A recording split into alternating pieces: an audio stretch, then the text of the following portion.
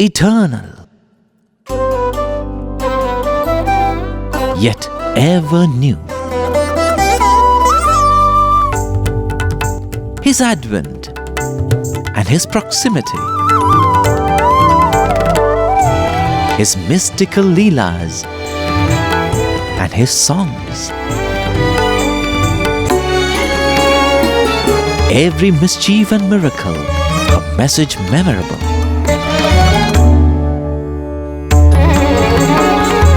Every pain and travail, a precept enacted.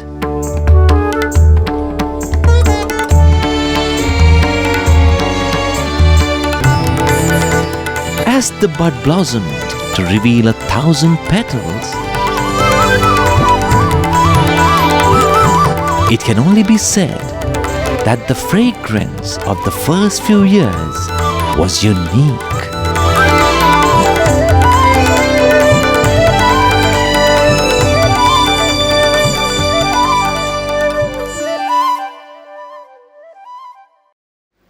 Before we begin, we pray to Swami that he gives us all the understanding that he is the one who speaks and he alone is the one who listens. It is indeed a great opportunity for us. Swami would say, Anand Balude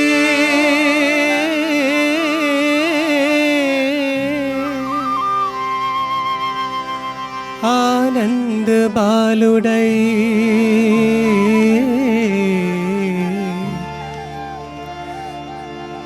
Tanagumputo Aadukonagavache.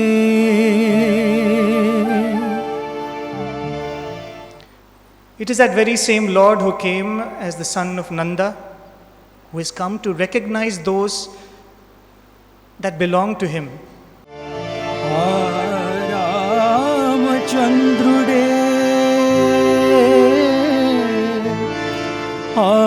Ramachandrudai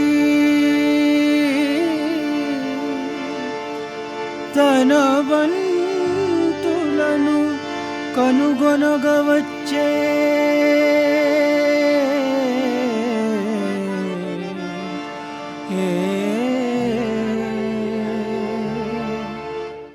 That very same Lord who came as Ramachandra has come as Aramachandra because he has enough time. As we go through his stories, we will see that how leisurely he spent time with his devotees. And that very same Lord whom we worship as Lord Shiva, he has come to play with those who he recognizes as his playmates. And that Mahavishnu has come as this Vishnu who belongs to this very earth to gather what he considers as his weapons. Swami is that supreme infinite, and yet he's like a child, a playmate. This very photograph, for example, we can see Swami in all his splendor, divine majesty, with a garland, with a halo around his head. But do you know this photograph was taken actually in 1944 in a studio in Bangalore, and Swami was forced to pose for this photograph. Swami never liked. In fact, one of the earliest photographs taken of Swami is when he's sitting and there's a rock in front of him and the photographer says, Swami, can you move that rock away because it's blocking you? He says, no, take the picture nevertheless. And we know how that rock became an idol of Shirdi Sai Baba. And this was 1944, much after Swami had declared his avatarhood. And they said, Swami, we need to take a photograph of you as the avatar. So that's the halo drawn in the background. And the tiger skin has been placed. And Swami allowed, Swami allowed himself to be forced by his devotees for their joy. He put on whatever pose was necessary. He stood in the exact orientation so that the halo comes around the head like that. He must have been thinking, you just wait. In 10 years' time, I'll have my natural halo which you can see. And we know that beautiful halo that Bhagwan had throughout his life. It is indeed a beautiful moment that we have all congregated to enjoy in the divine nectarine story of our beloved Bhagwan. Before we begin the story of Swami, we would like to ask a few vital questions, because the answers that we, out of our understanding, give for these questions will make us understand what was Swami's perspective when he had a few choices to make. The setting is this. Imagine God, our Swami, calls you, you're in the cosmos, he points out to the planet Earth and he says, "Dear child, the Earth is in a very bad situation today." We agree, right? The Earth is in a bad situation.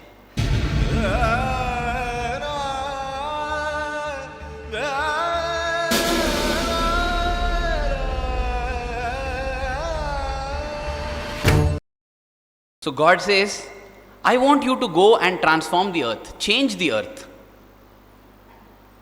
And in order to help you in this, whatever you need, I will give. So you ask, I will give. I will equip you with all those. In return, I want you to go and make the earth a beautiful place to live in. So what are the choices which will be placed before you?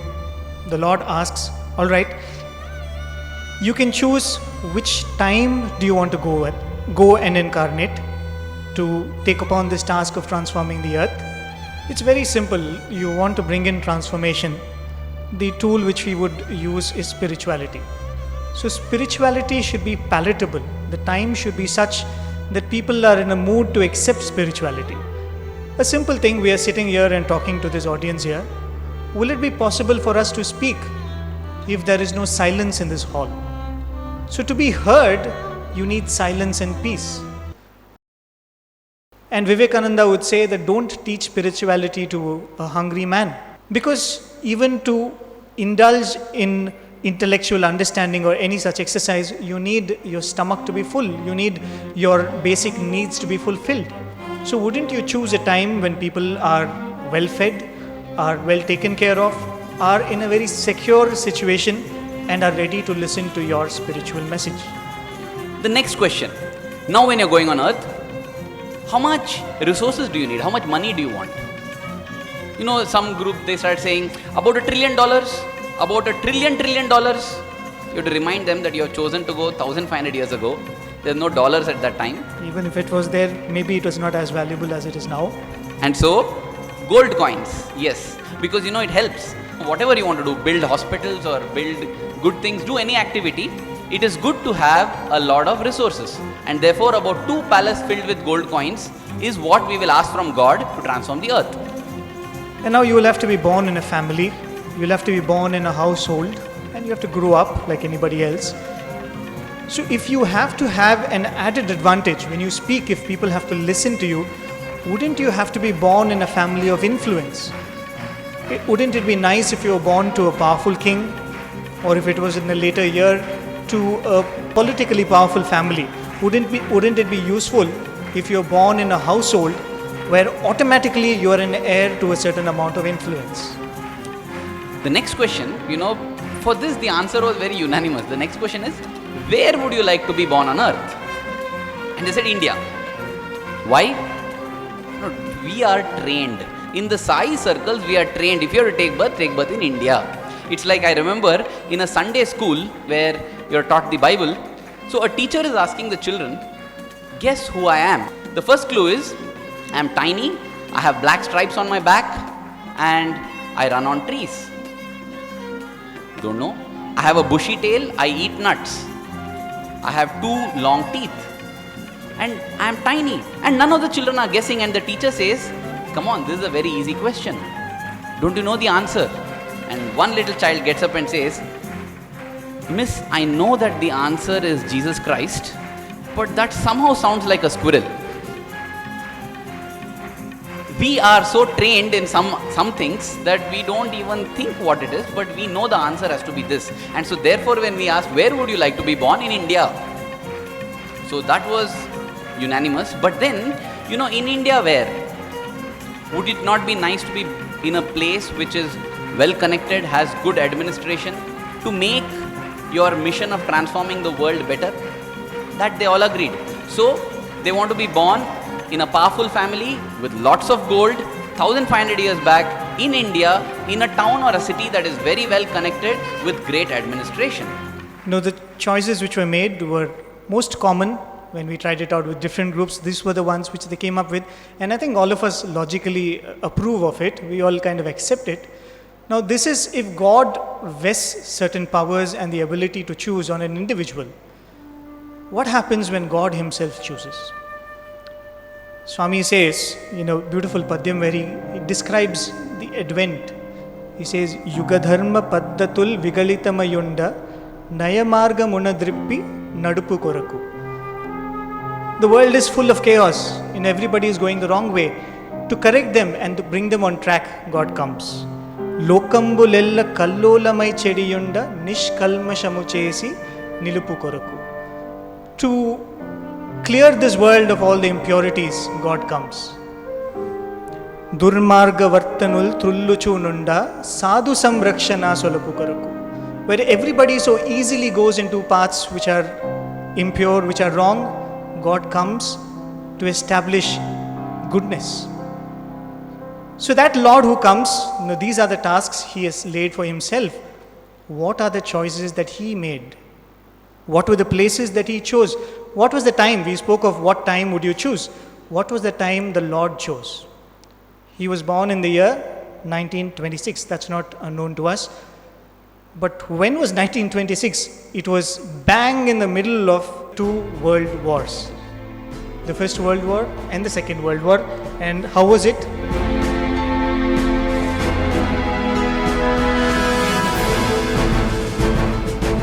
People had most insecure lives.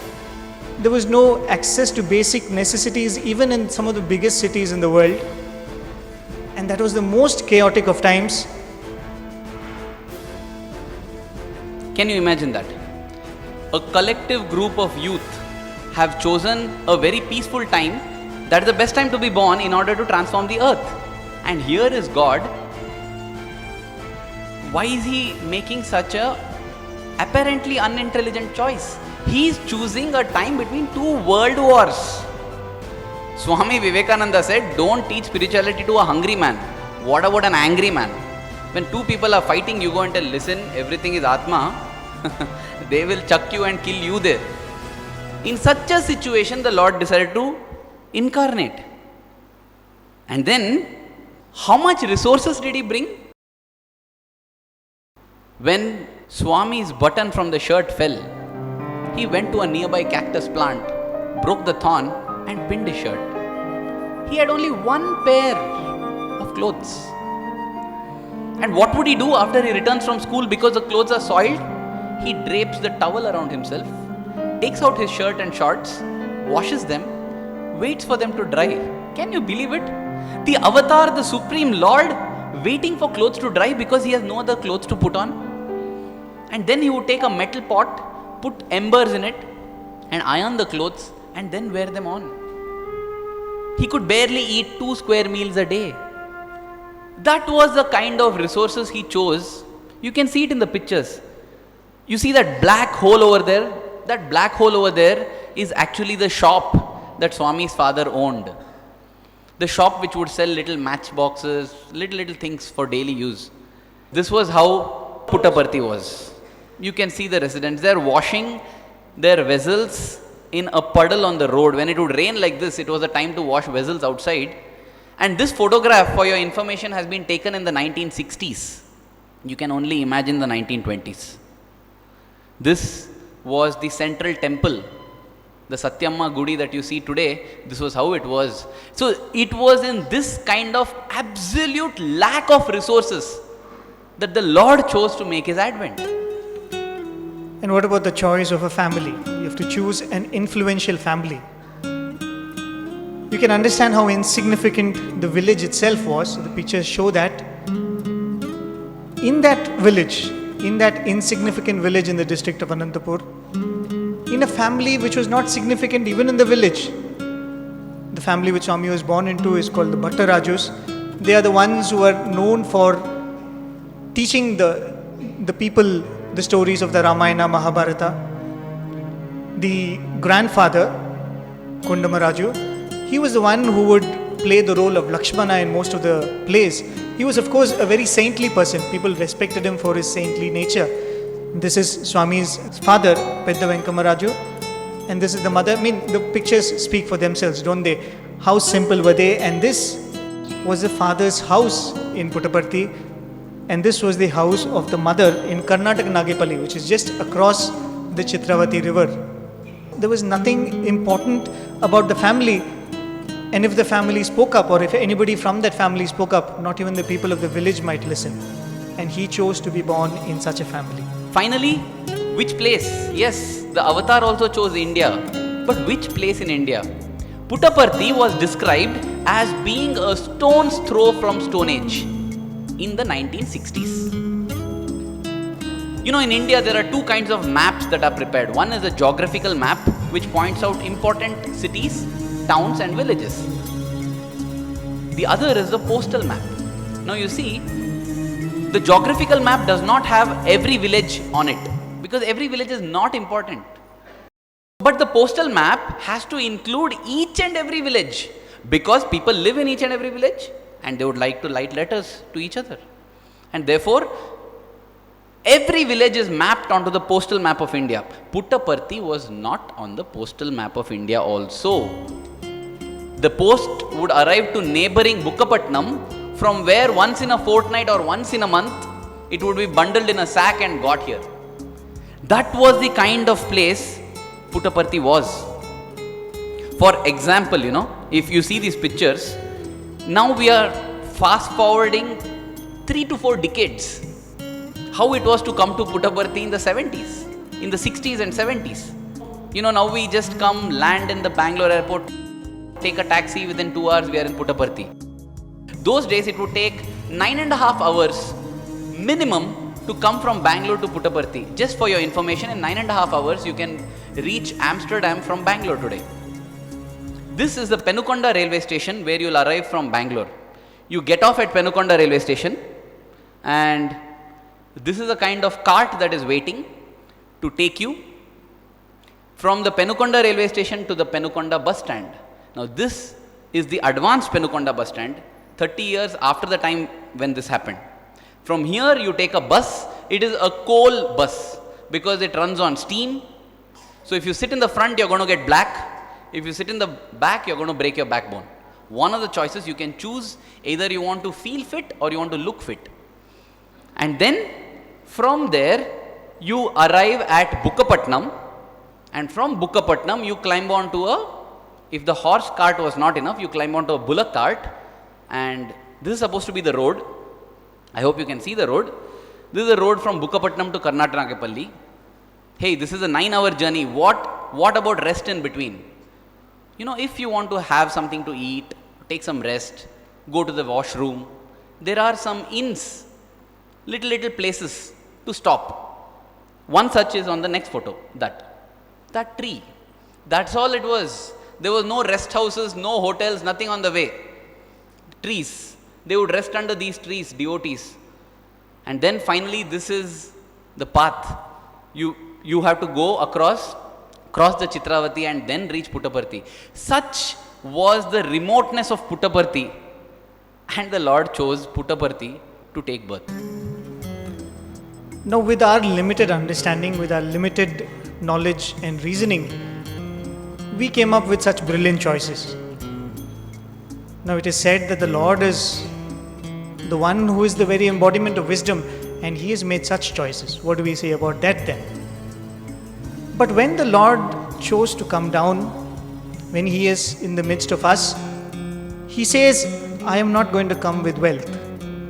I am not going to come down with influence. I am not going to come down with a high pedigree, like what we thought it is very important.